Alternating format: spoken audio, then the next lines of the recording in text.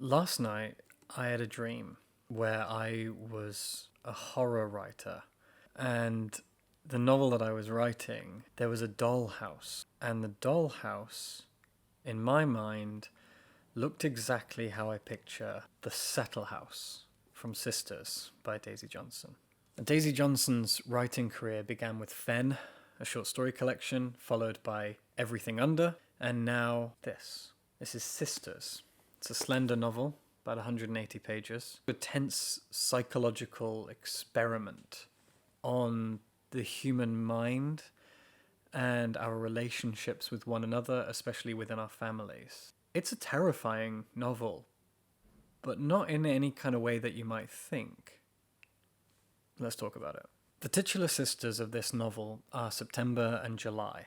July is our primary narrator, and she was born just 10 months after her older sister, so effectively they're the same age, and they behave like twins. When the book begins, September, July, and their mother are travelling up to Yorkshire to something called the Settle House. The Settle House was owned by their father, who is no longer with them. We find out a little bit more about how he died and why he died and the life that he lived, and the life that he lived with their mother as the book progresses. But more importantly, there is this house.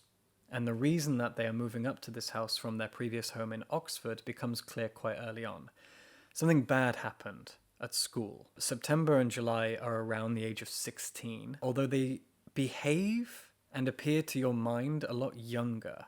And later on in the novel, that does get mentioned. They've always had this kind of innocence and purity about them. They play silly games. They play a version of Simon Says called September Says. And they've maintained a kind of sweet, but also subtly sinister, childish innocence about them.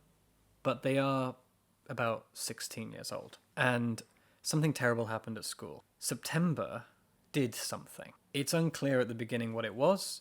Their mum is depressed. Their mum is angry. When they get up to the Settle House, Sheila locks herself away in her bedroom and leaves July and September pretty much to run their own lives. It mentions a few times that she comes down during the night to tidy up or set things up while they're asleep, and we don't really see much of her. She's depressed. Sheila's job is a children's book writer and illustrator. She creates books inspired by her daughters, which is very similar to A.A. Milne, who based Christopher Robin off his own son, Christopher Milne, who in turn didn't really like his dad for the things that he did to him, turning his childhood into a commodity. There's something similar there with Daisy Johnson's work. There is a strained relationship between the two girls and their mother, which is really interesting, and it kind of builds like a snowball as the book goes on. So the primary focus is this house, and how they got there and why they got there and what they're doing there. The house is haunted, but it's not haunted by a ghost. And so that's the main thing about this book, is that there are hauntings, and it's frightening and it's unsettling, but it's all really down to the characters themselves and their relationships, what they've done, what they're doing, how they're feeling, and what they will do. While the house takes on a haunted quality, the reasons why are far more personal. It's not a ghost story. It is a psychological labyrinth of a book. So the horror, the terror, the feeling of unsettledness of this book comes from two different places. One is the house itself and what the girls make of it, and two is the girls themselves. Occasionally, even though the book is narrated by July, and she talks a lot about her sister, there is this kind of twins from The Shining aspect to these girls. They are identical, and they follow one another. July follows September. They are inseparable, and the book makes it very, very clear from the beginning. So I'm just going to read from the first page. You get an idea immediately what kind of a relationship there is between these girls, what kind of people they are, and far more importantly, the majesty of Daisy Johnson's prose, the weight of her language. The book has this heartbeat quality to it. The sentences are short, they are pounding, they are harsh. There aren't that many complex clauses throughout the book. It's just punches and punches and knocks at the doors and the walls of your mind as you're reading and reading. And you get that sense right from the beginning. A house. Slices of it through the hedge across the field, dirty white, window sunk into the brick. Hand in hand in the back seat, the arrow of light from the sunroof. Two of us, shoulder to shoulder, sharing air. A long way to come, up the bone of the country, skimming the Birmingham Ring Road, past Nottingham, Sheffield and Leeds, breaching the Pennines. This the year we are haunted. What? This the year as any other in which we are friendless, necessary only to ourselves. This the year we waited in the rain by the old tennis court for them to arrive. Sounds on the radio. Higher temperatures are coming from the south. Police in Whitby. The shush, shush, shush of Mum's hands on the wheel. Our thoughts like swallows. Front of the car rising and falling like a bow. There is sea out there somewhere, pulling the duvet over our heads. This the year something else is the terror. So this descriptive quality that the book has at the beginning comes and goes, but it also reads more like a play for most of the book. There is constant dialogue between July and September all the time.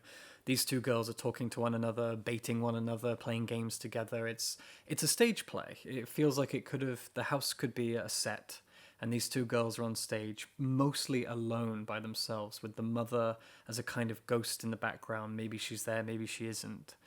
And every other character coming and going, passing through the stage, barely stopping, and all the while the girls are present. And so you have this constant dialogue back and forth between them. And even that is short and punchy and snappy.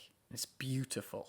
It's erratic, and it's full of tension, because these girls are inescapably linked together, but there's an aggression there that I really, really like. The book is set in the modern day. It's very, very short, and it's in 3 sections. There's part 1, part 2, and part 3.